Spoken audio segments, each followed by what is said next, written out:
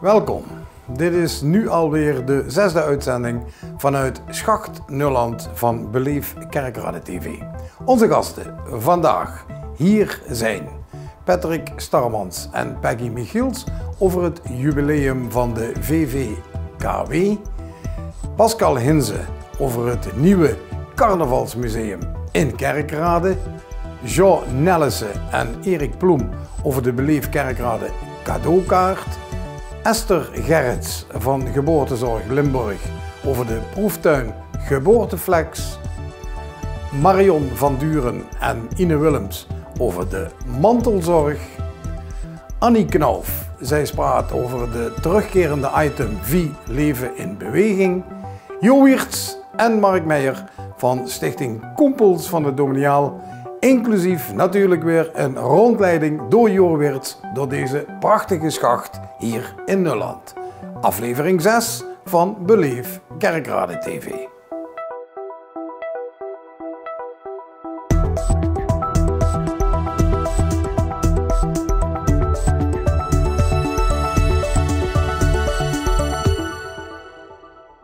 Het is alweer bijna de 11e van de 11e. En dat betekent dat we deze keer veel carnavalsitems in onze uitzending hebben. Patrick Starmans en Peggy Michiels bijten het spits af en vertellen ons alles over het 6x11-jarig jubileum van de VVKW. Gelukkig heb ik dat hier staan. Vastelavondsverring Kerkrade West. Patrick, spreekt dat goed uit? Ongeveer. Kerkrade West, dat zijn een aantal wijken denk ik, of niet? Dat zijn 5 varen, zeggen we dat. Parochies in het Hollands. Oh ja. Dat is Spekkelserij, Ja. de Heilus, de Geraad, de Staat of ter Winselen en dan van nog Calais. Waarom heet er Winselen ter Staat? Dat is van de staatsmijn Wilhelmina. En wenn we dat toch over gaan, ik had ons huisorde van 2020 meegenomen. Ja. Toen wordt de Wilhelmin en ook de Willem Sophia 50 jaar gesloten. Dus daar gaan we extra nog de huisorde voor je maat en daar ligt ook hij ergens in een vitrine. Hier in dat prachtige schachgebouw op Nulland. En hoe is de hangerorde van? Dat is de van het komend seizoen. En de Mag je dat laten zien? Alsjeblieft, de handvorm. Ja. Er is, daar ziet waarschijnlijk dat door het Parkstad Limburgstadion erin zit. Ja. En het logo van SV Juliana 1910. Dus er is 111 jaar in 2021 voetbal in Kerkrade West. Dat was op de treinen. Hoe noemde Wat nu Janse Haanraads. Dat was een voetbaltrainer. Ja. Ganz lang geleden. Patrick, du bent president van de VVKW. Ja. En Peggy, du bent de voorzitter van het jubileumcomité. Ja. Veel werk? Nee. Nee? Verhand ziet. Dus Ah, dat nee. scheelt wel. Ja, want je gaat de 11e van de 11e beginnen. Ja, met de kaartverkoop. En wat wil dat zeggen, die kaartverkoop? Wat is dat voor? Ja, we hadden het jubileum, dus 6x11 VVKW. En dat vindt plaats eigenlijk in het seizoen 2022-2023. Maar we willen natuurlijk de lui de gelegenheid geven om kaarten te kopen op ziet. En dus starten voor 11/11/2021 met de kaartverkoop. En we hadden diverse activiteiten. Dus ik weet niet of ze dan meteen gaat over willen zien. Ja, ik wil meteen alle activiteiten huren. Ja, we hadden gezegd, we willen een fest organiseren voor heel West.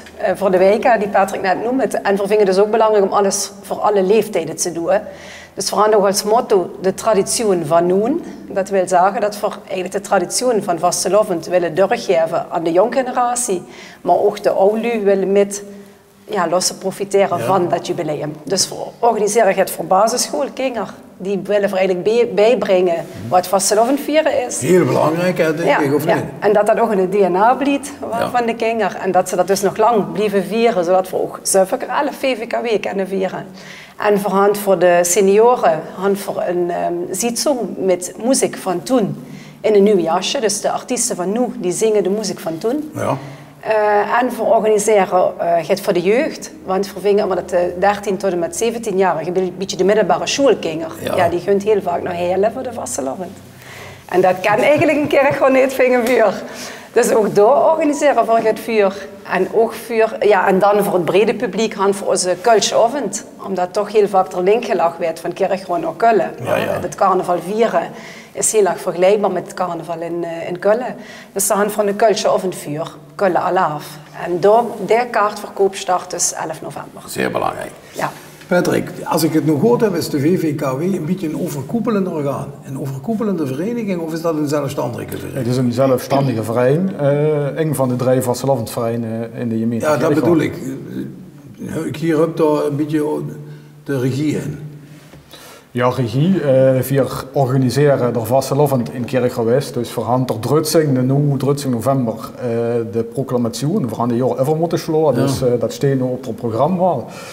En we van kijken, ook de opzog, wat vanaf de graad overgespikkeld hij zo'n onderstaat je organiseren via op vastelavond zondag.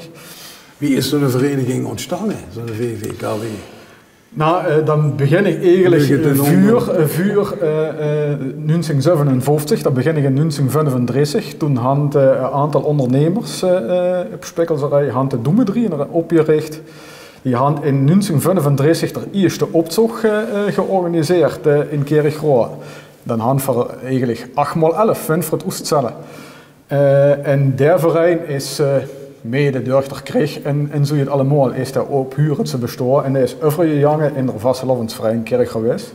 Daar hadden we ook nog een schön papier van, dat voor 12 euro, nee, 12 juilen in die tijd, 12 juilen 81 gaan overgenomen, 8 geweren en een buut. 8 geweren en een buut? Ja. Wat voor buut?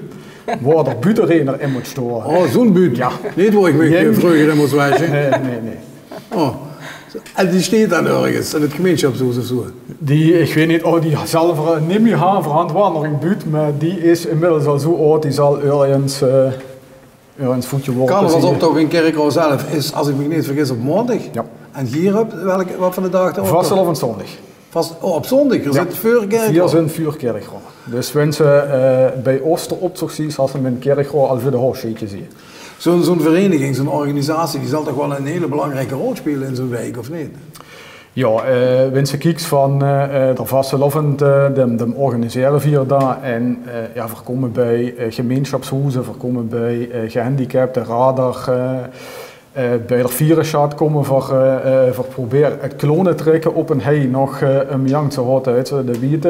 De wietschaften werden immer weniger. We vertrekken nog met de vastelavondsverein rond, zodat door die traditie blijft bestaan in Kerkrade. En dat moet dan eigenlijk allemaal een beetje gefinancierd worden van die verkoop die binnenkort start? En ook sponsoren. Ja, we doen uiteraard een beroep op sponsoren. Omdat voor wat Valzata, we vinden het belangrijk dat die carnaval blijft bestaan. Ja. Dus we doen ook een beroep op de bedrijven die ook dat met ons eigenlijk belangrijk vinden. Ja, gelukkig. We moeten natuurlijk nog echt starten. We hadden het begin nu allemaal 11 van de 11e. Maar nu merk je wel dat er genoeg bedrijven zijn die de warm hart toedragen. En ja, voor je nog wel van hele ambitieuze plannen. Ja?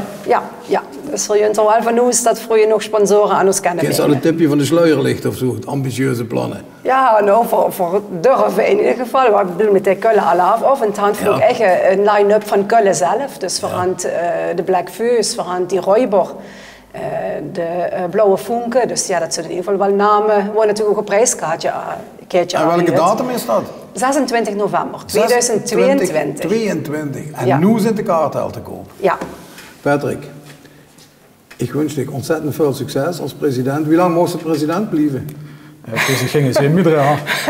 Dat zal nog lang. Ik verhoffen nog lang. Ik ben sinds 2015 ben ik ermee bezig, dus we maken minimaal de 11 jaar vol en ben het nog goed 22. Zijn er alle 2 carnavalsvierders? Ja. Ja? Ik heb me herinnerd, u zit ook in zo'n groep, Blauwies, Wetsels? Ja, het was ooit Wetsels, we hadden nu omgedoopt naar Kerkrade. Oh. Blauwies Kerkrade, ja. Hey Peggy, Patrick bedankt. En hele schöne dag, 2022. Ja. En nu kunnen ze alles beginnen te gelden. Dat. En de sponsorpakketten zijn daar klaar. Ja. Dat is en de drutsing de proclamatie. 13, de proclamatie. Ja, ik moet dat af en toe een beetje vertalen. Ja. Zeg het nog eens. Proclamatie. Oké, dankjewel. Dit was het 6 keer 11-jarig bestaan van de Vereniging Kerkrade West, de Vastelavondsverein Kerkrade West.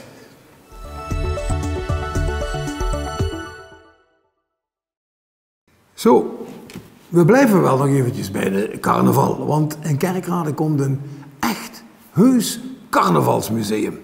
En Pascal Hinze, hier bij mij aan tafel in dit prachtige museum van Schacht Nulland, praat mij bij over alles wat er gebeuren gaat met het nieuwe carnavalsmuseum. Maar ik zal het wel weer verkeerd zeggen, hè? Want Ja. op het Kerkrade heet dat? Vastelavondsmuseum Kerkrade. Vastelavondsmuseum Kerkrade. Ja. Dan woon ik in Kerkrade. Ik moet dat ook nou natuurlijk een beetje bijhouden. Ja.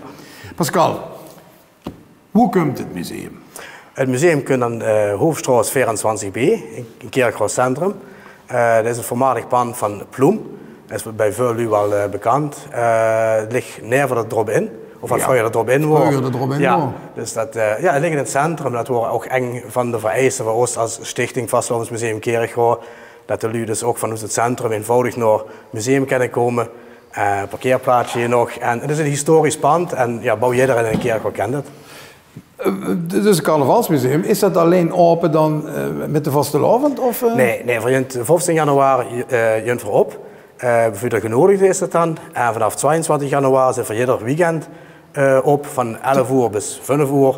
Het ganse jaar deurig, in principe is ieder weekend. En voor groepen kan het ook door de weg, dat vrijwilligers dus aanwezig zijn. Dus dat is Wie de komt bedoeling. toe op het idee om een vastelavondsmuseum te realiseren? Dat idee hou ik zelf in principe al jarenlang. Maar in 2018 over een uitstelling in Café de Slaagboom.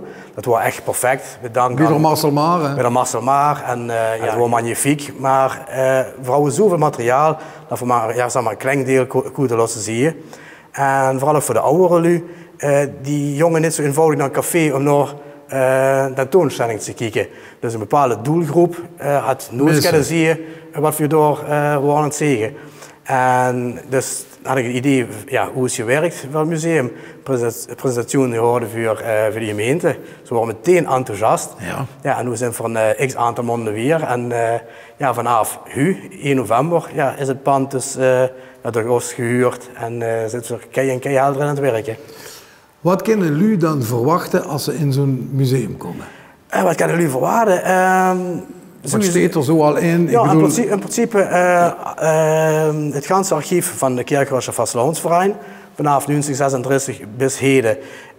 De VVKW is vertegenwoordigd, de burger is vertegenwoordigd van een gansgrote uitstelling van het Neuver de Wingbulen, de Blauwe Schuut, de ambassadeur van de Vastelavond. Ook van eer, hè? Ja, sowieso. Heerlijk, het ligt ook erbij. Wat? Ja, dat is fantastische dingen erbij. En Nico Ploem kreeg eigen zimmer. Dus met oude muziek, foto's, typemachine van hem, neem maar op. De fiets van vroeger, waar we door Kerkrade waren fietsen. Dus het is echt compleet. Het bouwt het ganse Globetrotters archief is te zien. Ja, dat is, wie kunst er nu een god aan een zilveren ezel? Ja, dan moet ze verdienen, maar of dat is geluk en enge Ik heb een gouden. Ja, dat wist ik, ja. Maar dat, veel dingen weer de voetje worpen, dat is gewoon een probleem. En nu ook met het museum hoffen we gewoon dat jullie ook zagen van voorhand spullen heen liggen. En die willen we dan ook doneren aan het museum, zodat dat cultureel erfgoed, wat vastelavond is, dat bewaard blijft, ook voor de generatie van u, maar ook voor de komende jaren. En dat is echt de bedoeling. Ik kan eigenlijk zo'n beeld maken van wat hier in de achterste zaal van de Slaagboom gedaan houdt. Prachtig, met vitrines Ja, en magnifiek, magnifiek. Maar dan nog uitgebreider. Ja, nog uitgebreider. Stel ik toch, je hebt ook weer hier, je hebt poppen en veurmachines die in de Prinsen... Ja, zeker. De locatie is 275 vierkante meter, dus het is echt groot. Ja, en vooral nog paspoppen, die krijgen dus prinsenkostuums aan, of de oude jarenuniform moest die jaren 30, nu maar op. Het schutenkostuum kunt erbij, dus het wordt echt ganz uitgebreid. Met het zwarte punt samen op Parkstraat, maar wat is wel eens heel veel weer uitbouwen. En vinyl, hè? Ja, dat ook. Vooral die oude muziek en mensen het huis met de kraken erbij, dat is schön. Hier heb ze een geweldig singeltje van Fred Dirks met het koor en orkest onder leiding van Jan Telen. Ja. En hier heb ze het van de Wiel Knieper.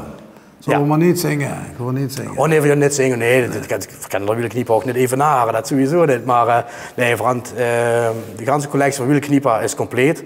Qua vinyl van Nico Ploem 8. Dat is allemaal gedigitaliseerd. Dus kunnen ze straks het simmer van een Nico winnen. Nu is ze echt oude muziek. Maar ook muziek wat de lui heutzudags niet meer kennen. Maar ook van de wielknieper. Van de opnames, ja, die zijn zo zeldzaam. Ja, natuurlijk museum. Pascal, moest ik even, zomaar voor mezelf. Het begin, doe best carnavalsgek. Ja, knatsgek, ja. Ja? Ja. En doe hebt op een gegeven ogenblik, hou ze gaat orders en gaat dingen. Nou, ik kan je eerlijk zeggen. Wie is het echt begonnen? Het is in principe, met deze orde is het begonnen. Mooie Dan heb ik ook een keer met een slagerparade in de Rodehal. En Jenne van der Verijn kon vertellen van wat voor jaar dat was. Ja. En toen had ik het fantastische idee, waar ik nu alle orders compleet had, bis aan dat jaar, dat was begin 90. Dan wist ik ook van wat voor jaar deze orde is hier weer. We zijn toen bouwen 30 jaar weer, bouwen 600 ordens weer. En verander ik immer je idee van wat voor jaar deze orde is hier weer. En toen wordt het nog leuker, een paar jaar speler, kook ik dezelfde, ongeveer, andere kleuren. Maar dat is ook zo'n enigma van wat voor jaar is het je weer. Maar misschien straks met een museum dat enge kunt en zegt van, ja, dat is dat jaar je weer, dan ben ik getrouwd of wat dan ook. Dus jullie die nu naar dit programma kijken, die kunnen eventueel nog altijd een bijdrage leveren. Oh ja, tuurlijk. Dus steeds daar immer voor open, ja, voor alles. Ja, met de stichtingsstuffen ervoor op. Dus, en wie kunnen die dat doen? Waar moeten die naartoe dan? Ze kunnen misschien nog contact opnemen met Beleef Kerkrade, dat is misschien een optie. Kijk, het is gewoon zo, er is toch Jans veel materiaal in Kerkrade, maar ook in Parkstad. En er werd ook Jans veel materiaal voetje worpen. En dat willen we jullie niet. Is een historisch stuk, één keer voetje worpen, ja, is die historie, ja, dat is jammer. Dat is weg. Dus dat, nee, we hopen dat er lui zijn die zeggen van Loester of ander gaat vastlands gerelateerd. Het hoeft niet KVV te zien, het hoeft niet Schut te zien, maar gewoon algemeen. En misschien ook met een verhaal erbij. Ja, laten naar het museum komen, voor Horden en Ieren. Ze kunnen doneren, het kan ook met een bruikleen-overeenkomst. En dat ze zeggen van, het is tijdelijk, ja perfect, ja maar dat is Jans hier. Doneren, heel belangrijk. Ik heb gehoord dat hier een club hebt van 111. Ja. En dat is een soort sponsoring? Ja, het is een sponsoring. Dus voor €111 ben je een jaar lang lid van de club van 111. Dan kan je samen introduceren, het Jans jaar lang gratis naar het museum komen. Daar kun je echt een fantastische orde ontworpen door Kjell Gerard. staat ook veel ontworpen voor Kerkrade. Van de concepten al gezien, het werd fantastisch. Dus die lui krijgen ook die unieke orde. Ja, ze krijgen nog een certificaat erbij, neem maar op. Ze werden echt in de watten gelaten. Dus dat, ja. Maar ze steunen het museum daarmee. Ja, kijk, en zo'n museum, ja, het kost veel geld, het is gewoon zo. Maar voor meubilair aan te schaffen, of misschien toch bepaalde items. Jammer nog, zijn er lui die zeggen van die orde alleen maar voor geld. Ja, in principe wel of ruil of een bruikleen. Maar wenn het dan per se moet, misschien dan wel op die manier. Maar ja, dat doen voor het vuur. Ik vind het een prachtig idee. Ik heb goed begrepen dat je een club hebt van 111. Dat je het idee al gerealiseerd hebt. Dat het in de Hoofdstraat in Kerkrade komt. Ja. Dat er een aparte Nick Ploemkamer komt. Och, ja. Dat je oog hebt met hele dood. Ja, ook. Met de ja, wingbulen. ja. En dat het een magnifiek vastelovensmuseum is. Ja, het is wel een vastelovensmuseum. Ja, dus, ja, van vrouwen zich erop. Het is veel werk, maar het is schön werk. En we straks dat na de 15 januari dus ook master zullen komen naar het museum. Dus het is een gok, maar we denken dat voor... Ik ben ervan overtuigd dat er veel vooral in Kerkrade dit ongelooflijk interessant vinden. Ja, echt veel positieve reacties kunnen ontvangen, dus dat zijn in principe hier nog. Ja, Marcel. Ja, Marcel. Pascal. Is ja. Pascal. Ja. Pascal, heel erg dankjewel. Fijn dat ze hier was om te vertellen over dit unieke project. Want via het Carnavalsmuseum gaan we ook weer over naar een ander lokaal initiatief. De Beleef Kerkrade cadeaukaart.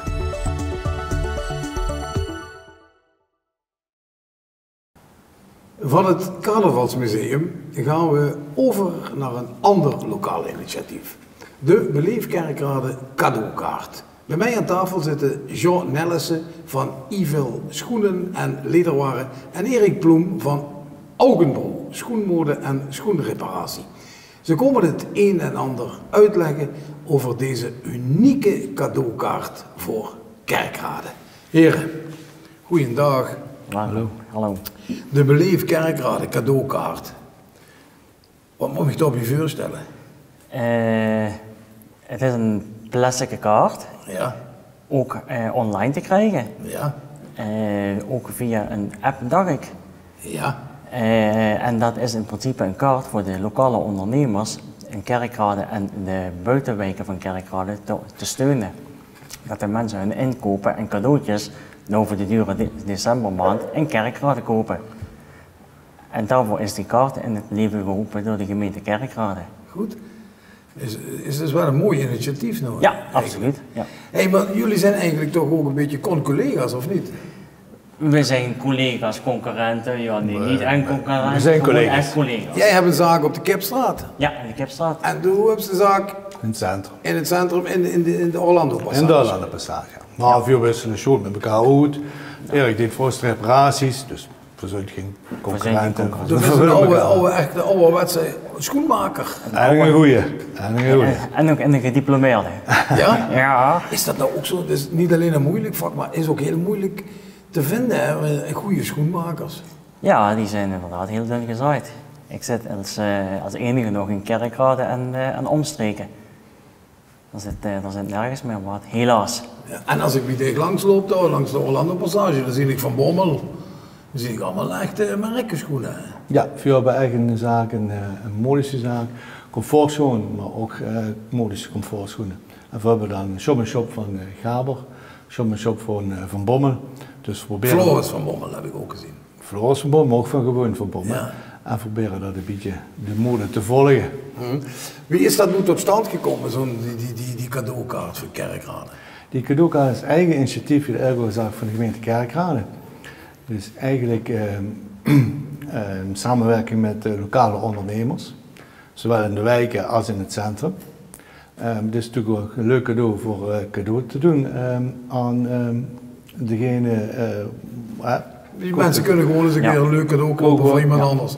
Ja. Onder de kerstboom leggen, een Sinterklaas cadeautje, koop een cadeaukaart voor Kerkrade. Voor Kerkrade in de komende tijd is het natuurlijk heel erg bijzonder ervoor. En vooral voor de ondernemers van Kerkrade. Ja, is het belangrijk? Is het belangrijk, denk je, voor de ondernemers? Ja, ik denk het wel. Tegenwoordig met allerlei online shoppen wat tegenwoordig wordt gedaan, worden de ondernemers in Kerkrade ook wel vergeten.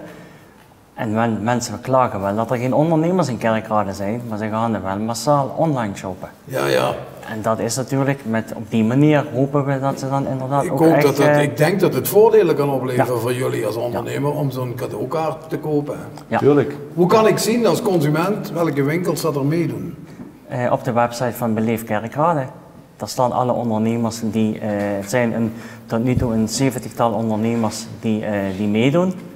En die staan er dan allemaal op vermeld met naam en adres waar ze de kaart kunnen inleveren. En jullie hebben iets van een poster of zo ophangen? Of? Die komt nog. Oh, een vignet? Er zou een sticker komen dat de mensen weten inderdaad waar ze de kaart kunnen kopen en waar ze de kaarten kunnen inleveren. Dus waar de mensen meedoen, waar ze met de kaart kunnen betalen. Ja, is dit een initiatief van de gemeente of ook van jullie? Nee. Samenwerking. Samenwerking. De gemeente is ermee gekomen en heeft de ondernemers gevraagd wie mee wil doen. Ja, de gemeente geeft ook het goede voorbeeld door al de kaarten te kopen voor haar personeel. Ja. Oh, fantastisch. Er zijn al heel veel kaarten dadelijk in omloop en er worden nog bedrijven en organisaties, groot en klein, die worden benaderd de komende tijd voor ook de cadeaukaart aan te schaffen. En die cadeau te doen aan hun personeel of de relaties natuurlijk van hun. En ik kan die dan volgens jullie krijgen op de website? Ja. En ik kan hem krijgen bij verschillende zaken in Kerkrade en buiten Kerkrade. Kerkrade, Spekkelserheide, Ter Winselen, er zitten overal verkooppunten. Ik zelf ben een verkooppunt voor Blijerheide hier. In Kerkrade Centrum, daar zit Deurenberg, die is een verkooppunt voor Kerkrade Centrum. En zo zit in ieder wijk wel een verkooppunt voor de kaart. Ik lees hier toevallig je Velix in de Orlando Passage. Ja. Tabakzaak Meertens, Primera aan Carboonplein, tabakzaak Meertens in de Zonstraat, dat is een Chevrolet, als ik me niet vergis. Ja. En bij Augebo en bij Styling Tamara. Ja, de Spekkelserheide is dat, die Tamara. In de Piersstraat. Ja. Zijn er nog andere ondernemers die nu dit programma zien en zeggen van, hoe kunnen wij nog meedoen? Die kunnen zich gewoon aanmelden daarop via de website. Daar staat een link bij en daar kun je dan aanmelden. Als ze mee willen doen als ondernemer voor ook de kaart te accepteren. Je bent eigenlijk dom als je niet meedoet, Ja. want er liggen een heleboel, er wordt een heleboel Ja, kaarten gekocht. als ik al hoor dat de gemeente zo'n kaart koopt Ja, voor al ja. het personeel voor Kerstmis. En neem maar aan andere grote instellingen, bedrijven ook, dus die willen het geld ook uitgeven in Kerkrade. En dan zou je gek zijn als je niet meedoet natuurlijk. Fantastisch. En hij is op te waarderen van €5 tot €50. Dus €50 is het maximale wat je erop kunt zetten. Maar het hoeft niet altijd in één keer gebruikt te worden. Het is gewoon, ja, het wordt gewoon afgeschreven van de kaart. Ja. Dus dat, ja, je Het is bent- een heel mooi, makkelijk systeem Ja, ja. om ondernemers in Kerkrade een ruggensteuntje Ja. te geven. Dat is Laten we het zo heel zeggen. perfect geformuleerd. John Ellis en meneer Bloem Hoop. van Augenbroek. Fijn dat jullie even aan tafel kwamen hier in dat prachtige museum. Ja. Waren jullie al eens hier geweest? Ja, Ja, vaker. Oh, Als fijn. buurman zijn. een thuiswedstrijd. Ja. Ja, maar jongens. Dankjewel. Fijn dat u even mocht uitleggen, dankjewel. Dankjewel.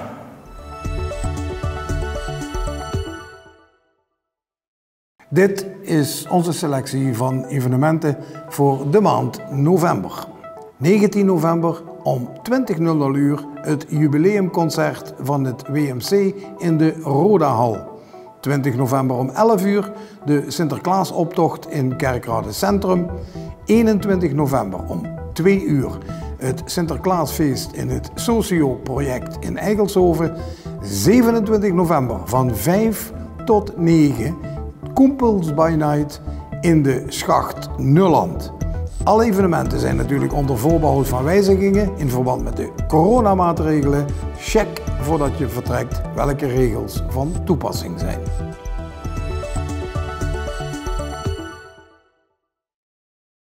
We hebben net de goed gevulde evenementenagenda voorbij zien komen. Evenementen zijn goed voor een stad. Wat ook goed is voor een stad zijn gelukkige en gezonde inwoners. Dat begint al bij de geboorte. Mijn volgende gast is Esther Gerrits, directeur Geboortezorg Limburg. En zij komt vertellen over de proeftuin Geboortezorg Flex. Wat een leuke naam, Flex. Ik denk meteen aan Lex. Dankjewel. Ja, Dat hè? dachten wij niet aan. Nee. De proeftuin Geboortezorg Flex. Ja. Leg me eens uit wat dat is. Nou, de proeftuin Geboortezorg Flex is ontstaan vanuit het programma Kansrijke Start. Ja. Een aantal weken geleden is een collega van ons hier geweest die ook al iets verteld Ja, mevrouw heeft Nijgels. Klopt, over Kansrijke Start. En de proeftuin Geboortezorg Flex is een van de andere initiatieven die vanuit Kansrijke Start ontwikkeld is. Ja. We hebben die proeftuin opgestart met partners uit het sociale en het medische domein. En met z'n allen willen we graag gaan kijken wat we als kraamzorg extra voor gezinnen in deze regio kunnen betekenen. Ook voor kwetsbare gezinnen, geloof ik. Ook voor kwetsbare gezinnen. In Nederland is het heel normaal dat je kraamzorg krijgt. Ja. En wij mogen met onze medewerkers 8 dagen te gast zijn in een gezin waar net een baby is geboren. En wat wij zien in deze regio, een regio waar veel sprake is van kwetsbaarheid, dat mensen vaak net iets langer ondersteuning nodig hebben dan die 8 dagen. Of dat mensen ervaren dat de eigen bijdrage die gekoppeld is aan kraamzorg een extra drempel is om kraamzorg af te nemen. En die beide zaken die willen wij gaan ondervangen, samen met de partners waarmee we de proeftuin gaan draaien. En dat geeft ons de mogelijkheid dus om enerzijds zonder de drempel van de eigen bijdrage in gezinnen kraamzorg te kunnen leveren. En anderzijds langer dan 8 dagen in de gezinnen te blijven, daar waar dat nodig is. Heel belangrijk dus. Heel belangrijk. Wat was Ja. nou de aanleiding voor dat project? Wij zagen dat deze regio zich kenmerkt door grote gezondheidsachterstanden, mensen die zich in een kwetsbare situatie bevinden. En wij willen voor die mensen de drempel om überhaupt kraamzorg af te nemen zo laag mogelijk maken. Er worden heel veel kinderen geboren in Zuid-Limburg. Er worden veel kinderen geboren, zo'n 4000 kinderen per jaar die bij ons Hoeveel medewerkers moet je nou wel niet hebben? Wij hebben 210 medewerkers, maar die werken in de hele provincie. Ja. Maar we zijn ook niet de enige kraamzorgorganisatie in de provincie. We zijn met een aantal collega's. Ja, en dat zijn er heel wat om al die gezinnen ook van zorg te kunnen voorzien. Hoe gaat dan zo'n project in het werk en welke mensen komen in aanmerking voor dat project? We zijn in een heel vroeg stadium met een aantal ketenpartners met elkaar om tafel gegaan om te kijken wat kunnen we nu samen voor deze gezinnen betekenen. Dat zijn de zorgverzekeraars geweest, CZ en VGZ. Dat zijn de gemeentes geweest, de Parkstadgemeentes en gemeente Sittard-Geleen. De hele regio Zuid-Limburg heeft meegedacht. Een aantal uitvoerende zorgorganisaties hebben met ons meegedacht. Jeugdgezondheidszorg, verloskundigen. En samen zijn we tot de proeftuin gekomen zoals we die nu ontwikkeld hebben met elkaar. En op jouw vraag, wie komt er nu in aanmerking voor deze proeftuin? Ja, dat zijn de gezinnen die zich in een kwetsbare situatie bevinden. Moet ik het zo zien dat ik geef je een voorbeeld wat ik denk. Een jonge dame van 25 jaar, geen man is in verwachting. Of een gezin die van een minimum leeft. Precies. Wat wij vaak zien is dat er niet sprake is van één bepaalde kwetsbare factor, maar dat het vaak een samenloop is van kwetsbaarheden. En dan gaat het inderdaad over sociale problematiek, over gezondheidsproblematiek, financiële problemen. En dat komt vaak allemaal bij elkaar. Nou, en juist voor die gezinnen, daar zijn we van mening dat we daar iets extra's voor kunnen gaan betekenen. En vanaf het begin, 2-3 maanden... Zelfs al eigenlijk van voor de zwangerschap, hè, want je wil mensen al heel snel mee kunnen nemen in de mogelijkheden die er zijn. Maar op het moment dat iemand zich aanmeldt bij een verloskundige en dat daar de eerste gesprekken gaan lopen, ja, dan kunnen we dus ook gaan kijken. Maar jullie moeten dan ook veel samenwerken met sociale diensten en zo, denk ik. Met sociale en andere diensten, instanties zeker. In de gemeente. Ja, zeker weten. Met name voor ons zijn het de verloskundigen en de jeugdgezondheidszorg. In die driehoek werken wij samen in deze proeftuin. En ook via de andere partners, dus de verloskundigen en de jeugdgezondheidszorg en wij zelf, hebben we het hele netwerk van... ik denk dat jij wel wat namen kunt noemen die bij zo'n project betrokken zijn. Ja, zeker. Ja, het is niet alleen de jeugdgezondheidszorg, maar de GGD. GGD, jeugdhulpverlening, dat zijn ook partners van ons. De gemeentelijke toegangsteams zijn partners van ons. De ziekenhuizen natuurlijk, de gynaecologie, kinderartsen. Ja, dat zijn allemaal partners waarmee we samenwerken. Dus eigenlijk de hele keten van de geboortezorg. Iedereen die bij een gezin betrokken kan zijn, ja, daar werken we mee samen in dit project. Jullie proberen gewoon een gespreid bedje te maken voor een letterlijk en figuurlijk. Ja, letterlijk en figuurlijk. Ja. Dat het echt vanaf de geboorte het gevoel heeft dat het welkom is in deze wereld. Absoluut, en dat het zeker niet uit mag maken waar je wieg staat. Ja, wat is eigenlijk het uiteindelijke doel dan van het project? Echt dat iemand gelukkiger maken? Hulp voor moeder, hulp voor het gezin? Voor het hele gezin, het doorbreken van de trendbreuk. Met elkaar ervoor zorgen dat die gezondheidsachterstanden ingehaald worden. Doorbreken van de trendbreuk. Ja, dat is het uiteindelijke doel. En daar is de proeftuin één project van. Heb je nou echt het gevoel dat het helpt? Ja, ik heb zeker het gevoel dat het helpt. Wij zien het in de praktijk echt. Ja. Wij zien in de praktijk echt situaties waarin we echt wat extra's voor mensen kunnen gaan betekenen. Fijn. Ik wens jou heel veel succes, want ik weet hoe ongelooflijk belangrijk het is om goed terecht te kunnen komen. Dankjewel. In deze wereld. Dankjewel, Esther Gerrits. Van de zorg voor een nieuw leven gaan we naar een ander type zorg. Op 10 november is het de dag van de mantelzorg.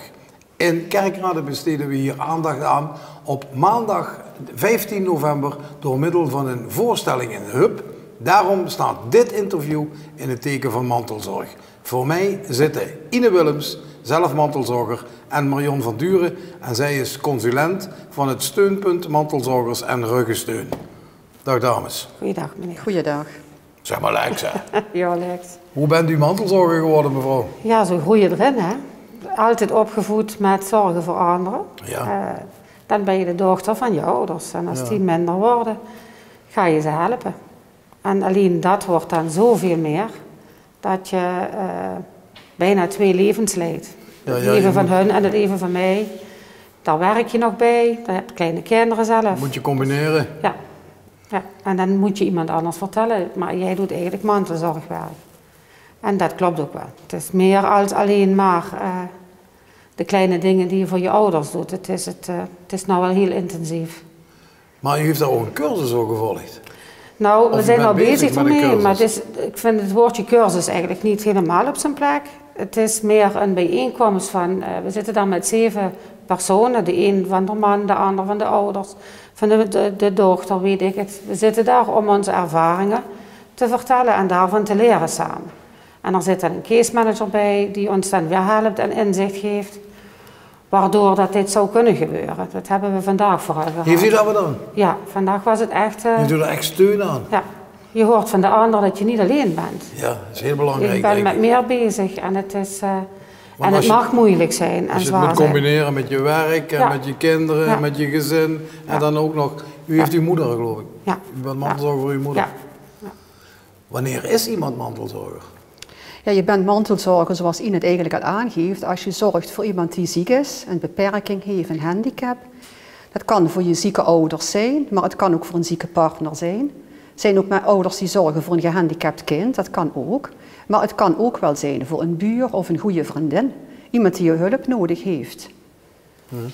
U bent zelf consulent voor het steunpunt voor mantelzorgers en ruggensteun. Ja. Merken jullie dat mantelzorgers het lastig hebben om die zorg te combineren met hun werk? Ja, dat merken wij wel. Het is natuurlijk, als werkende mantelzorger, dat is al wat Ien inderdaad terecht aangeeft, je moet heel goed de balans verdelen. Ja. Tussen je werk, je gezin, het zorgen voor de als mantelzorger, het zorgen. Dus dat is natuurlijk wel heel moeilijk om daarin ook nog tijd en energie voor jezelf over te houden. En dan is het natuurlijk ook als werkende mantelzorger, je hebt ook je zorgen op het werk. Zeker in de coronaperiode, dat inderdaad toch ook mensen bang waren om hun baan te verliezen. Daarbij heb je dan toch de zorg nog voor degene waar je dan voor zorgt. Je eigen grens aangeven is vaak moeilijk. Hoe ga ik het gesprek aan met mijn leidinggevende over het stukje zorgverlof of over mantelzorg? Hoe kan ik iedere keer weer vrij vragen voor een tandartsbezoek of mee naar een ziekenhuis of een artsenbezoek? Dat zijn toch wel andere... En dan moeten jullie ook nog in dit programma het allemaal komen uitleggen. Ja. Maar goed, ik ben wel blij dat die aandacht er eigenlijk wel is. Want veel mantelzorgers, wat u natuurlijk ook al aangaf, herkennen zich niet altijd in de naam mantelzorg. Je doet dat en je zorgt voor een ander, maar het vraagt wel heel veel. En het kan met iets heel kleins beginnen, een boodschap, koken, mee naar het ziekenhuis. Maar vervolgens wordt het steeds meer. En dat wij als mantelzorger weten niet altijd dat hun daar zijn om ze eens te bellen en te zeggen, God, ik zit hier en hier mee, wat moet ik? Ja. Daar kom je achter, na heel lange tijd. Dan merk je opeens van, hey, dat er steun is. Ja, Marion belt je alles, van hoe is het nou, maar ik ben niet alleen voor je moeder, ik ben er ook voor jou. Ja. En dan, En dan is dat fijn dat je mensen om je heen krijgt. Ja. Die daarmee ondersteunen. En wij zijn dus echt voor de mantelzorger. Ik bedoel, om te vragen hoe gaat het met de mantelzorger. Ja. Vaak is er een hele hoop hulp geregeld rondom degene die ziek is. Ja. Maar inderdaad de vraag en oprechte aandacht voor de mantelzorger is er niet zoveel. Ja. En daar zijn wij dus voor. Ook om te kijken van wat heb je zelf nodig om het vol te kunnen houden. En mantelzorgers zorgen voor iemand die thuis is. Maar het kan ook zijn dat je zorgt voor iemand in een instelling. Daar kunnen ze zich voor aanmelden, hè, mensen? Om mantelzorger te worden? Nee, je bent mantelzorger. Als je zorgt inderdaad voor een naast. Je hebt een persoonlijke relatie toch wel met elkaar. Wat ik net eigenlijk al aangaf voor familie of voor een goede buur of een vriendin. 15 november, dat is een maandag. Dan is het de dag van de mantelzorg. En dan hebben jullie een voorstelling in de hub. Wat moet ik me daarbij voorstellen? Nou, dan wordt in Kerkrade 10 november is de landelijke dag van de mantelzorger. En 15 november worden inderdaad in het Hubtheater in Kerkrade 2 voorstellingen gegeven om de mantelzorgers in het zonnetje te zetten. En dat zijn met optredens van bekende artiesten, Kerkraadse artiesten. Ja goed, en daar geniet de mantelzorger altijd heel erg van om toch weer eventjes... Een dagje alles even te vergeten. Ja, even alles te vergeten en even in het zonnetje gezet te worden. Ja, waar... Je voelt je belangrijk genoeg dat ze zoiets organiseren voor ons. Ja, fijn hè? Ja, het is best vanaf dat ze dat zijn gaan doen, hoor je dat ook van de mensen. Ben je al bezig met mantelzorg? Ja, wanneer worden je ouders ouder? En het werk in de ziekenzorg ben ik ook nog lid. En daar ga je ook mensen die thuis zitten en niemand hebben. Dus eigenlijk mijn hele leven. Maar dat echt mantelzorger van mijn moeder is nou zeker een jaar of 4, 5. Echt intensief. De mindere zorg van alleen maar eens een keer met haar naar de dokter of zoiets, ja, dat doe je eigenlijk al heel lang. Ja. Maar echt intensief is toch wel... Voortdurend, u als consulent, waar kunnen mensen terecht bij jullie? Steunpunt Parkstad, mantelzorg parkstad.nl. Oh, je hebt het, ik heb de banner hier, ja. En het telefoonnummer is 045 211 4000. Dus als ze steun nodig hebben, dan kunnen ze altijd bij ons terecht. Ik ben ervan overtuigd dat we het dadelijk in beeld zetten. Ja. En ik zou zeggen, doe het ook, want het helpt echt. Fijn. Samen zorgen voor een ander. Ja. Dank jullie wel. Prima. Graag gedaan. Alsjeblieft.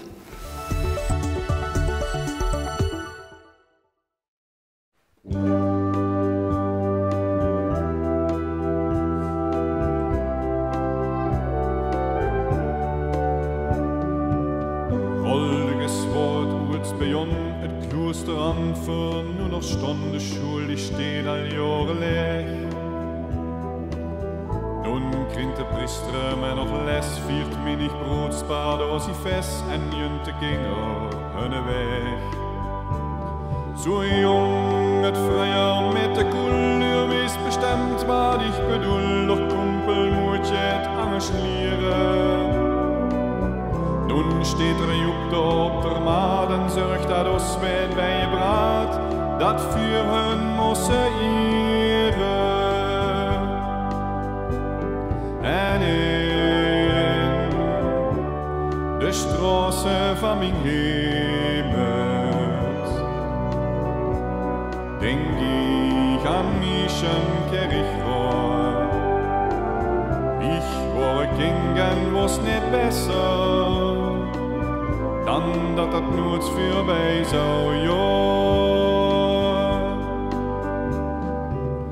Vier mossen stoot ze op de maat, de rode halter, ja, het hertenpark en ook de Ham. En aan de rang het stadion van Oceanroda los Mayon en op tocht zocht met zijn schwaam. En dan zo eens in de verjaar, dat Kriederstad ja werkelijk wordt, de ganze Welt hij bij ons binnen. Ze hebben alles wat ze handen, ja of kling of wel bekend, dat jedem met doen, niet om winnen. En in de straße van mijn denk ich an mischen kerkroor. Ich war Kind en was niet besser, dan dat het nooit voorbij zou, ja. Doch het centrumplan, ja werkelijk waar, dat duurde toch wel menig jaar, de Lili zaten los een jaar. No wie wir Futzen duster stirb, steht da dann endlich onze Hüb für de Kultur war Kirchrohr. Sich frohe mit alles, was der Hassen hat, die schön Gedankensfass an heiles Hander aufgewemet.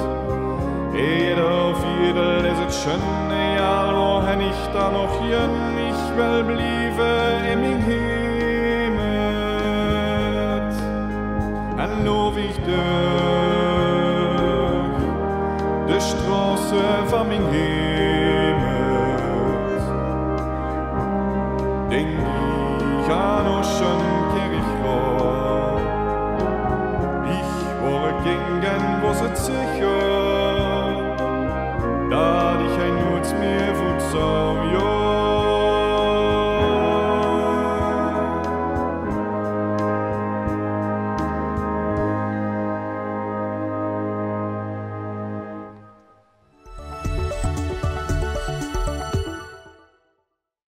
Zoals we in de vorige interviews hebben gehoord, is gezondheid heel belangrijk. Vandaar dat we het nu gaan hebben over VI, Leven in Beweging met Aggie Knauf.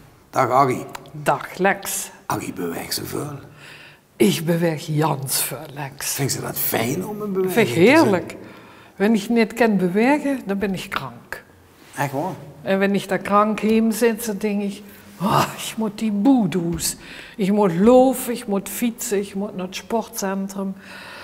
En dat moest vrijwilliger zijn. Ja, ben ik al. Ben je ook, hè? Ben ik hoor. Ik ben nog vrijwilliger bij Toon Hermans. Ja, dat wou ik zeggen. Daar broezen we nog heen. Ja. En ja, ik moet gewoon iedere dag iets doen gaan. En het liefste, het van wandelen of fietsen of sporten. Heerlijk, heerlijk. Wandelen, fietsen. Ja. Dat is ook naar de sportschool? Ja, nou zeker. 3 maal. Ik ben vanmorgen ook weer. 3 maal de week.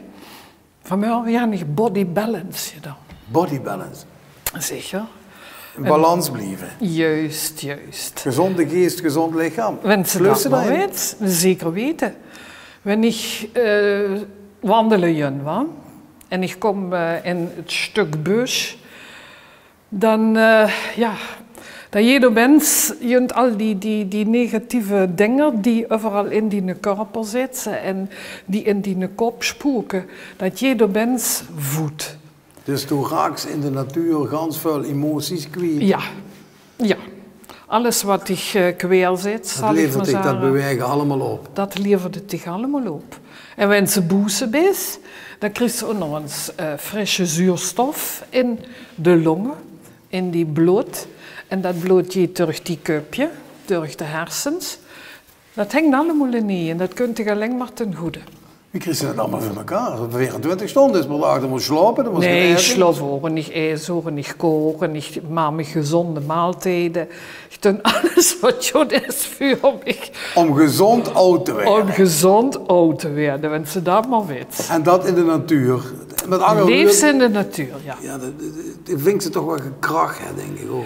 Ja, dat vindt ze heel veel energie. Ik ga nog regelmatig dat ik het oefeningen die voor op het sporten leren. Ja. En ademhalingsoefeningen en je yoga-oefeningen. Ja, dat doe ik gewoon in de bus. Ja, kijk ik wel eens of me geen ziet. Ik denk zo, oh, die ouder, die had ze niet meer alle. Nee. Maar dat vind ik heerlijk.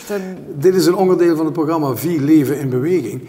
Wat vindt ze dan nu zo wat in Kerkrade Parkstad gebeurt met dit soort dingen? Ja, het woord ziet. Ja. Want er werd wel heel veel aandacht aan jeugd, gelukkig besteed. Schoolkinderen, godzijdank dat die warm in beweging komen met al hun gefriemel op die apparaten. Maar de ouderen, die zitten ook veel binnen. Hoor. Ja. En daar vind ik dat er iets voor moet gebeuren. Vooral om naar boezen te gaan naar de natuur. En ik geloof jarenlang, ik geloof er veulenlang. Maar ik vind het er schön, wanneer je met me gaat, dan kan ze een gesprekje beginnen, dan kan ze lachen, dan kan ze schoeben.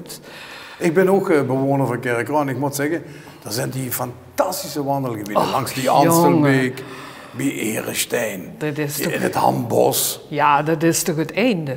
Ja. En je is er nooit naar Rolduc?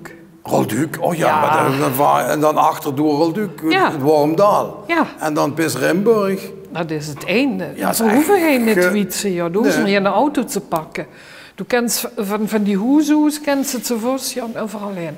Nee, nu moeten we kijken dat voor tussen de 60 en de 100, dat die van die bank afkomen, hingen er televisie. Ja, dat is wel belangrijk voor een gemeente als Kerkrade ook. Ja, vind ik wel. En het zou mogelijk zien, want voor een stukje begeleiding door ik reugen, dat er geen georganiseerd ja, want binnenkort komt Vie. Ja. Wat ziet u er van terug in de stad?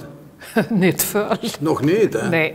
Achter het raadhuis gaat dat gebeuren, ja, hinger het raadhuis. Dat ziet ze dan natuurlijk wel. En wind en een jet van wie wees. Dan gaan ze het over, oh ja, die sporthal en het zwembad. Ja. Maar dat die andere aspecten ook nog allemaal benaderd werden van gezonde voeding. Ja, dan komt een kenniscentrum. Dan komt een adviescentrum. Ja. Dat ook artsen met je werken om lui te behoeden voor hart- en vaatziekten en weet ik wat allemaal, om in beweging te komen. Kan ze dan met lui over? Ja. Spreken die dan ook al over de lui? Nee, dat ze niet wisten wat het is. Ja. Dus, wat zou je dan voorstellen? Ik bedoel, dus je is midden in het leven. Je hebt vriendinnen. Ja, ik vertel het wel ook, maar er zijn de jongens, lees de Zeitung, lees op internet, tik dich dat in en jank lezen en kijk wat voor mogelijkheden dat er allemaal zijn. Terwijl het eigenlijk heel gemakkelijk is. Ja. De deze morgens gaat schoon aan en de geest naar buiten. En de geest. En een jouwe schonk, En wenn de Trend hast ook regenkleding voor kunnen ze heen, kunnen ze dich aftrugen en je drinks aandoen. Het is ganz einfach. En het vult zo lekker, hè? Ik vind het heerlijk. Ja, ik ben hier eigenlijk ook een beetje het kalf van eigen parochie, want het vult gewoon lekker. Ja, maar het is ook lekker. Als ze gaan wandelen. En Het begint al met wandelen. Ja, en dan moet ze een stel blijven staan in zo'n bus. En deze bijvoorbeeld in zijn oren zo. En dan loestert ze eens. Ja. Nog een reendruppel op bladje. Het tikken van de reen in de boom. Er wink in de boom. Een vugeltje. Ja, dat is therapie. Als ze zo nog woontje. Nee, ik ben Jans tevreden. Ja? Ik ga Jans weinig wünschen. Maar ik zou het wel schön vinden, wanneer er dus het georganiseerd werd van ons vie, dat lu de kans krijgt om samen te gaan wandelen. Er zijn genoeg dames, ik spreek dan over dames, van mijn leeftijd, die dat niet durven. Die hunt niet alleen naar ihre stink. En nee, luister alleen door de bus. Nee, dat durf ik niet. En dan zei ik mijn lief jongen, kom, loof, Dus beweeg. Ja, maar stelt ze ook eigenlijk niet een beetje voor dat vanuit de gemeente nu regelmatiger gaat georganiseerd zou moeten worden? Ja, dat er een contactpersoon is. Je zegt van, jekere dinsdag, jekere Juist. om 2 uur, 3 uur, 4 uur. Ja, door zijn startpunt. Om die lui over de streep te trekken die dat hebben, die vriendinnen die zeggen, oh, ik doe dat niet. Ja. En ja, er zijn er ook veel vriendinnen die kijken de oezel nog 100 meter naar de eerste tas koffie. Maar dan moeten ze zich maar op instellen dat ze nu gewonens moeten lopen. Oh, zo fijn. Vind ik fijn om te eindigen. Ja. Vind ik heel fijn. Goed. Gewoon zelf uitkijken. Ja. En anders noemen ze zich maar thermosfles En met. dan schiet de thermoskant met. Aggie, fijn dat ze hierover op willen kallen. Ja, heel je dan. Leven in beweging. Binnenkort achter Hingeret Raadhuis. Ja. Gans groot, imposant gebouw. Ja. Met advies- en kenniscentrum voor alle lui die het meer willen doen aan hun gezondheid. Ja. Doet met. Ja. En dan is het dadelijk tijd voor de heren van dit prachtige museum om hier aan tafel te komen. Jo Weerts, de voorzitter, en de vicevoorzitter Mark Meijer.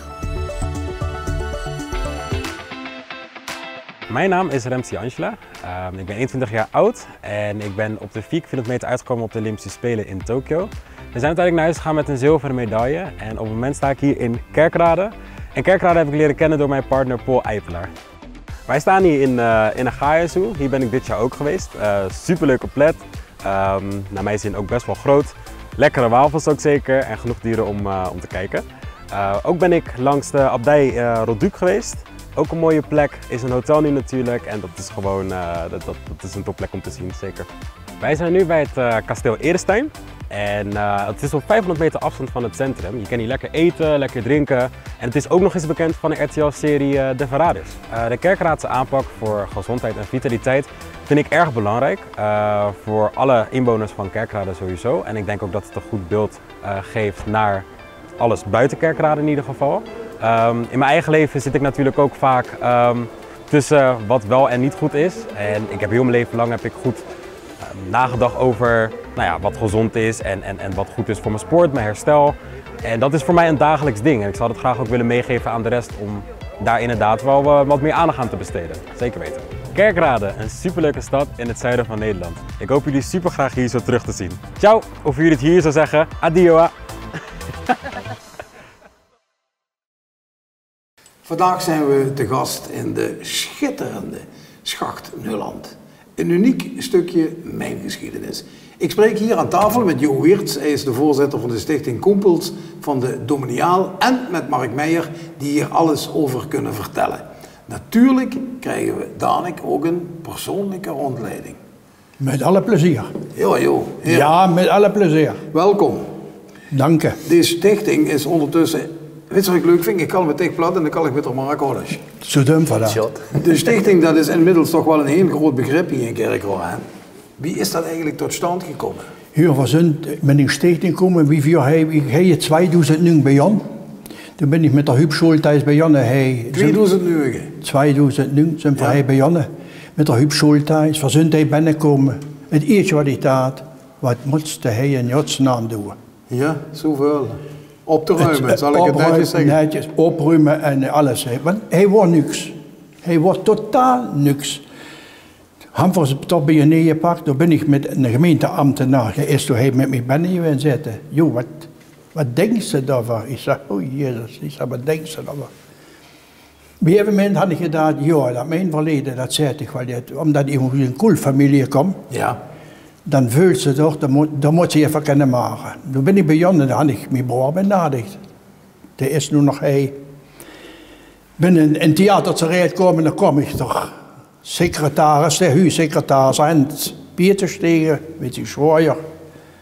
Han dan ook gevraagd, die zei, jongen, van hand dat je het stoort, zo wil je met me. Dus zijn we bij Jan. Maar we houden niks, we houden niks op nuit. Oh, dat was geen geld. Niks, we houden niks. Niks, we houden die bouwen staan, we houden niks. Ja. Ja, wat duur. We kolen ze naar Stiel, we kolen ze naar Aberhammer. Jongen, hebben we nog een paar eurotjes in thuis, dat je hem vanzelf weet tellen. Stong hij hingen nog hem, stong in een container. Het is wat ze lagen. Ja. Ze hadden nog hen zo van hem verkopen, joh. Zo gezegd, zo gedaan. Ik kom bij de notaris helen. Ik zei, wat kost dat voor een stichting te maken? Zei ik, verzint de jongen van de koel en dat had zijn voordeel, hoe kan ze aan jou komen en ja, zei hij, de prijs is dat en dat. Ik kijk zo naar Hens. Ik zei, dat hebben we niet. Ja. Is de notaris me zo aan bekeken, begint het te lagen. Jongen, zei hij wel al wat daar staat, dat kan je, ik geloof dat weet je het. Dat je wel over een container had krijgen zetten. Maar u, toch, de papieren voor de stichting. Stichting Oud-Mijnwerkers. En dat waren 2000 trutsing. Oh. 2000 trutsing. Hou ze centjes. Toen houden we centjes. Toen kopen we iets centjes binnen. 75 euro. Maar links wat je spaas aan, ja. Nee. Zo zijn we begonnen, moet ik zeggen. Toen zijn we begonnen ook met de winkeliers te benaderen. Ja. Goed, verwerken in de schade, ik moet zeggen, succes. En alles wat hij ziet, ja. Is weinig in bruikleen, maar alles eigen materiaal wat voor een roosje houdt aan. Maar die zijn mooie dingen. Hè? En hij steunt aan dingen. Hier, daar is de mijnwerker, die roept jongen dan waar hij aan. Dat is, dan kent ze niet, dan kent ze geen lof over. Dat zijn kompelen, ja. Dat zijn koolpieten. Zo moet er wat aan. En wenn wir hij zijn het zondes, dan komen we redden weten en zeggen, klik af. En dan zeggen we, deze tattoo, deze tattoo en deze tattoo. Dat is een klein beetje die geschichte. Voor dich is dat echt belangrijk, zo'n verleden van de koele. Oh, jezus, ja. En waarom is dat belangrijk? Dat merk je wanneer onze school groep 8 kunt. Ja. Jongen en meisjes, daar zitten ze door. Ik darf dat die rondleiding geven en dan ben ik met die meisjes en jongens en kallen. Los op een filmpje kijken, wie het ondernemen is weer. Maar du staunt. Maar dat is zelf gewerkt, hè? Ja, je bent op te doen, ja. Ik ben 10 jaar om in koel geweest. Ja. En ik ben ondernemer weer. En ik kom uit een richtige koel familie. Ja, dat had ze me laten zien, want dat wil ze me dadelijk nog het laten zien. Ja, dat sowieso. De ouwer. Ja, oh, zelfs van die schoenpap. Het huisdiploma van de Zweierpap. Ja. Dat is even zo op te zien. Uit 1941. Ongelooflijk. Ongelooflijk. Want ik zo zelf wie voor ogen in onder Zweier gekeken aan. En ik zie het je zegt wat ik denk, de leeft ook voor de koel. Ik heb zelf een paar maanden gewerkt op de koel. Ja, ja. Op de ONE. Schön. Ik ken dat ook, maar bovengrond zijn. Maar nu Oes, best wel een koelman weer. Ja, een maand of 2, 3. Ja. Toen heb ik een salaris gekregen, dacht ik, ja, maar hier kon ik niet verzoeften. Nee. Maar weet je wie het dat is? Wat dat wou werken. Ja, en nu op een gegeven moment, dan merk je toch, dat ze het ouderwets. Ja. Dan denken ze op een gegeven moment, je moet toch eens kijken dat ze het jonge bloed in de vereniging is. Heel belangrijk. Kom er maar tegen, hij, met zijn clubje. Hij heeft van alles georganiseerd. Ja, want die oude had het gedaan, hè. Er staat boete, als de boete van die kant komt, staat zo'n bord, hè. Ja, ja. Welkom in Kerkrade en er stonden een paar sponsors boven. En er staat ook in van die clubs van marktenbeheer. Ja, dat klopt. Ja. Dan denk je, ik hou je zie je wat de paraat maken, het weer met de lui omgeven, wat heel belangrijk is. Ja. Mijn papa zei maar, jullie zorg dat ze netjes blijft. Af en toe moet ze wel eens op de zeng bijzen, maar dat kan ook. Maar dan ben ik de markt tegengekomen, had ik toen naar de markt gezegd, zei Mark, zouden toen mijn plaats willen innemen. Ja, zit er maar ik ken dat niet zo wat. Nee, want jij bent natuurlijk van zijn levensdagen nooit in een koeltruck gewerkt. Onder de grond nooit gezien? Nee, absoluut niet. Had ik een tijdje een bedingingstijd, ik zag bedinging, dat hou ik niet nodig. Ik dacht dat zit er maar. En hij is vanaf de vorige week officieel vicevoorzitter. Ja. En dat deed me naar Jot. Dat is fijn, hè? Maar ik moet ook zeggen, het ganse bestuur van ons is Jot. We hadden nog al eens knabbelen in het bestuur, maar we hadden een koelpiep moet nog al eens knabbelen. We moeten ons niet met eens eens zien. Ja. Maar zonder wrijving geen glans. Ja. Zo is dat. En ik moet zeggen, wenn ik voetjan, mijn droom is immer. Wenn ze de uitzicht zo deed, moet er fertig zien. Moet er staat fertig zien. Moet hier nog veel gebeuren? Ja, hij moet hier voor zijn fertigheid. Voor zijn Jans fertig. Maar wat voor hand immer groepen van 20, 25 man. Maar ik kan er ook 50 krijgen. Ja. Maar die kan ik niet onderbrengen. Dan kan ik niet dat bijen.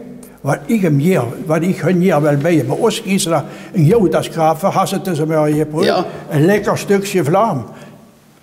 En dan wil ze er nu eerlijk aanbieden. Wenn een mogelijkheid houden en dat door. Ik wil hopen dat ze, wenn ze Oostjes hier handhaven op film, dat ze denken, die jongen moeten steunen, dat ze doordragen komen wat ze hier hebben. Je gaat in grote schoenen lopen. Ook een hele verantwoordelijkheid. Ja, een hele grote verantwoordelijkheid. Wat ik wel kijk, als ik zo naast Jo zit en ik hoor hem bevlogen praten over de koel, wat hem aan het hart gaat, mij kriebelt dat gewoon. Je gaat mijn hart sneller van kloppen. En tussen ons is gewoon een klik ontstaan. Ik heb hier voor de Nederlandse tafelronde iets heel moois mogen organiseren, een mooi diner. Toen schrok ik er ook al van hoeveel mensen eigenlijk uit Kerkrade hier nooit binnen zijn geweest. Ja. En ik nodig ook die mensen van harte uit. Kom hierheen, boek een rondleiding en proef van het mijnverleden, want dat is o zo belangrijk. En wat die koempels, die hier nu al vele jaren actief zijn, wat die hier hebben neergezet, ja, dat had niemand bijna na kunnen doen. En door jou komen er natuurlijk ook weer hele nieuwe activiteiten. Ja, ik vind die vernieuwing heel belangrijk. Toen Jo mij die vraag heeft gesteld, wil je ons gaan ondersteunen? Heb ik eigenlijk 2 dingen gezegd. 1, je blijft samen met de koempels nog heel lang hier actief betrokken. Dat vind ik belangrijk. Daar krijg ik energie van. En 2, we moeten een toekomstplan hebben. Die schaak moet over 10, 20, 30 en zelfs over 100 jaar nog steeds toegankelijk zijn, zodat we de mensen kunnen laten genieten en laten proeven van het mijnverleden. Hoe ga je dat nou doen? Hoe zie je dat? Want de laatste jaren zijn er natuurlijk heel veel initiatieven gekomen, ook in de regio. Ja. Is er een vorm van samenwerking? Ja, het is heel goed dat je daarover begint, Lex. En misschien dat je 10 jaar geleden dat we willen kijken om hier alles op je eigen houtje te kunnen doen. Er zijn heel veel mooie mijnverhalen hier in de regio. En om elkaar te gaan versterken, om juist de verhalen van diverse partijen op elkaar te laten aansluiten. Dan noem ik een aantal partijen. Daar zijn we onlangs een samenwerking mee gestart, het Nederlands Mijnmuseum. Ja. Dat gaat fungeren als een soort satellietmuseum. En die vanuit daar ook aangeeft van, hey, prachtig dat jullie hierin komen, maar ga ook een keer naar Schacht-Nuland. Ga naar het miljoenenlijntje. Stap op het station in Simpelveld en maak die route met die mooie stoomtrein. Ga ook naar het Discovery Center, maar ook naar de Gedachteniskapel in Landgraaf. Ja. En die partijen, elk van een andere grootte, die hebben elkaar nu gevonden en hebben gezegd, laten wij gezamenlijk de mijngeschiedenis omarmen en laten wij dat ook gezamenlijk naar buiten gaan vertellen. En dat is wel echt zeer krachtig. Je had ook een nieuw projectje, Koempels by Night. Ja, klopt. Ja. Dat kun je wel. Ja? Hoe je dat gebeuren? Sociale activiteit? Hoe je dat gebeuren een keer gewoon. Van keer van je plat tot 27 november. 27 november? Koempels by Night. In de agenda, Koempels by Night? In de agenda, voor zorgen voor de attracties rondom, waar net zusje varen, voor zorgen voor hapje en het drankje. Je hebt ja niet van niks, waar vicevoorzitter. Ja. Het kunt of hem. Nu je frisse ideeën. Het is hem zijn prestatie over dat ze brengen. Heer kent dat. Los mij de koelwart zullen. Heer over de rest van het ding. Lex zag hem verheerd. Ik wil hopen dat de lui dat komen steunen. We vragen ook nog geen intree. 27 november. 27. Gratis entree van 5 tot 9. En ja, zie je, dat is een museum nog, maar de Schacht gaat open. Er zijn extra activiteiten die nu niet hier zijn. Er komen lichteffecten. De mensen krijgen dadelijk echt een wow-effect gewoon als ze hier dadelijk langslopen. Maar ook hier de Schacht natuurlijk van binnen mogen bezoeken. En mochten daar eigenlijk een oproep doen en gebruik maken van deze uitzending, mochten er mensen zijn die ook affiniteit hebben met het mijnverleden of een bepaalde activiteit hebben die ze misschien op 27 november ook hier tentoon willen stellen, ja, neem rustig met ons contact op via onze website. Die zal wel ook in beeld komen, hopelijk. Neem met ons contact op, graag. Hè? We willen dit gewoon gezamenlijk doen. Gezamenlijk met de mensen Oes Kerkrade en van Kerkrade en voor Kerkrade. Mark, jij heel veel succes met al die nieuwe activiteiten. Mij zie je, 27 november. En doe eens met mij even nu lopen. Want ik vind het zo geweldig, kerel. Du kunt zo verschrikkelijke fijne verhalen vertellen. Lize, week nog eens even goed, zie je? Laat zich alles zien. Oké. De grootste geheimen laat het zich zien. Bedankt. Dank je, joh. Dank je wel. Mark.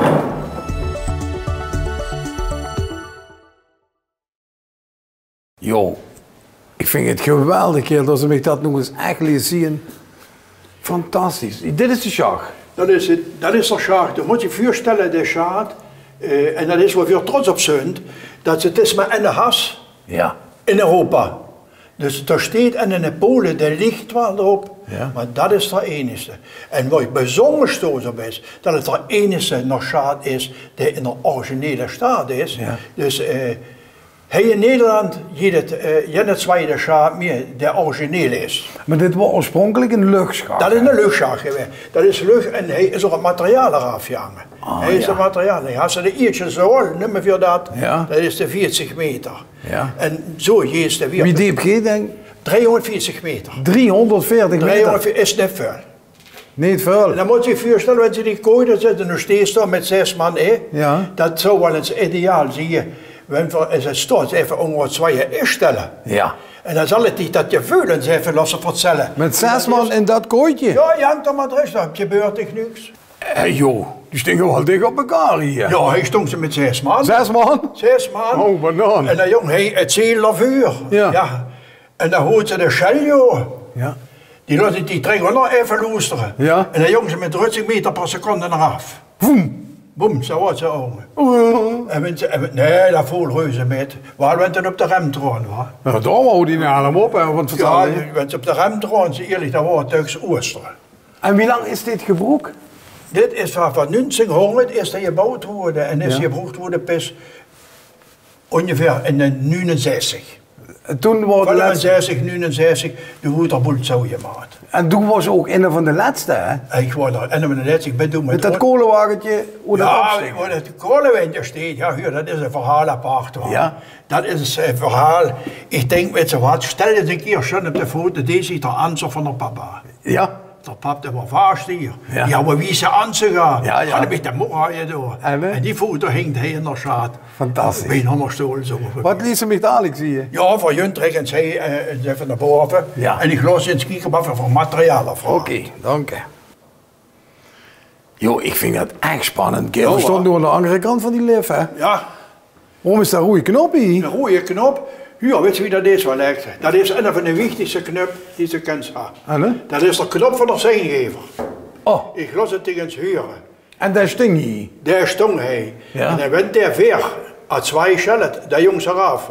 Ja. Dan wordt ze beschreven. Sting ze met 6 man in dat ding en dan? Sting ze met 6 man in dat ding en dan kiezen. Maar man moet toch doof zijn geworden, kerel, in zijn leven? Ja, dat weet ik. Maar toen houden ze nog geen uur, heb je door dat ziet. Ja, en dan kwam ze onge aan. En dan stond nog fiets voor die verdig. Zet zich maar eens op. Oh, wie kerel. Ja, met die oude, dan moet dat kennen. Zo. En dan zo ze dan houden ze heel vuren de munitie. Ja. En dan moet je het leggen. Ja. En dan hing het erop, houdt ze het zunderen. Het zunderen, dat is wat in de dynamiet kunt. Ja. En dan jongens, nog pas op. En dan jongens, die werkt, toen de jongens boren.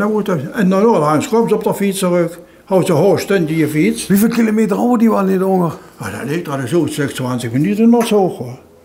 Ja, dat wordt een trein, hè, joh. Ja, dat wordt net zo. En hier, dat moet je best wel kamerij houden, hoor. Maar toen had ze mij verteld, er is een foto hier van die pap, hè? Ja. In de paardstal. Ja. Had hij nog, de pap nog met paard? Die had hij nog als jong, van 14 jaar, in de paardstal. En aan die foto ben ik gekomen in het continuum home. En daar stond ook een beschrijving bij. En Toen wist ik dat het mijn paard was. En dan ga je dan niet geweest. Dus eerst met paard. En toen eerst met paard. En ja, en dan ben je dus langzaam de zusjes te komen. Hoor. En welk jaar kan ze dan nu? 15 jaar? Wanneer was de pap? De pap was van nu. Nee, dat was nee, bij Kieten was van 6. Oh, hier keer. Dus de kans is voor de jaren 20. Ja, en voor de jaren 20. Worden als jongskal in die koel? Dat was toen nog niet, dat was je niks. Oh, was je niks. Wat is spannend. Hier was een oesje fiets. Ja. Nu hem van weer. Ja, oké. Ja, leuk. Dat is schade. Is een van de pronkstukken die we aan, jongen. Ja, moeten ze neerhouden. Dat moeten we neerhouden. Ik wil ook hopen dat de lui van Kerken dat begrepen is, dat we dat ding nooit zo moeten maken. Hey. Ik denk dat die dat wel begrepen, joh. Dat denk ik wel. Dit is nog een beetje zo'n overblijfsel van de Sjaak, hè? Dat is, dat was, joh. Dat is diep, hè? Wacht even, joh. Ja, 40 meter, zag ze. Ja, zo'n, ja, denk 25, 30 meter is dat. Het zie je al dieper, maar het kiezen dan niet het effect van het lid. Ja. Mooi. Je had dat toen allemaal in je laatste, maar we voelen nu toch. Janse schaal als ik kijk, maar het is schöner, wenn ze van boven naar af kunnen. Ja, absoluut. Is dat het ideale, hoor. Jo, dat wordt natuurlijk ook een beetje, niet alleen maar de werken. Dan moet ook het gebeuren met cultuur. Die moet een beetje rustig houden weer. Hè. Dat is heel belangrijk. En waarom is dat heel belangrijk? Een wereldmuziekkoor in Kerkrade is ontstaan in feite door de muzikanten, bijvoorbeeld wie zo'n Bergmanskapel. Ja. Die laden het de lui en dat is het weer hem zangen. Ja. Dat is hetzelfde met Roda, Kulpieten, voetballen en dat is Roda JC door ontstaan. Ja, maar er waren veel van die clubs, als Juliana, Minor, ja, Chevement, KWC Oranje, een oude club. Ja, maar weet je wie het is? Maar hij hing die ding, waar de steden een beetje nog stolz aan ons. En ja, die maat ik nu over. Ja. Moet eens kijken. Dat is mijn museum, is daar jaloers op. Dat is de originele vorm van de Bergmanskapel. De Bergkapel. De Bergkapel. Sint Catharina. Dat is nu het, die hem vervangen tijdens de sloop had hij in een man vangen. Ja. Die familie hadden ze gezegd, hier, wenn ze ergens rijden kunt, dan is het in de schaad. 4 hadden ze op een gegeven moment laten restaureren in Maastricht. En het resultaat hieruit. Jongen die in de Bergmanskapel gespeeld hadden, die komen langs, die ging nog kippenvel. Ja, dat geloof ik. Maar ik wil nog wat anders vertellen. Wat dan? 27 november. 27 november, lekker geweldig, jongen, eerlijk. Ja, de nacht van de kumpels. Ja. Lui van Kerkrade, L'Odyssee, komt erbij. Het kost niks. Gratis entree. Gratis entree. Ondersteunt de kumpel die ontvangen met overarm. Neem je schrok met een thuis, verandering een buster, bras het je weer een 3 keer. Het begint om 4 uur 's middags. 5 uur 's middags en wat helpen is 6 uur door. Hier, en is het 11:30, daar zijn we nog heen. Oh, de ongelooflijke enthousiaste. Jo Weerts, de enthousiaste voorzitter hier van de Kumpelen van de Dominiaan. Dit was de 6e aflevering van Beleef Kerkrade TV. Bedankt, tot ziens en adieu. Adieu, glück auf!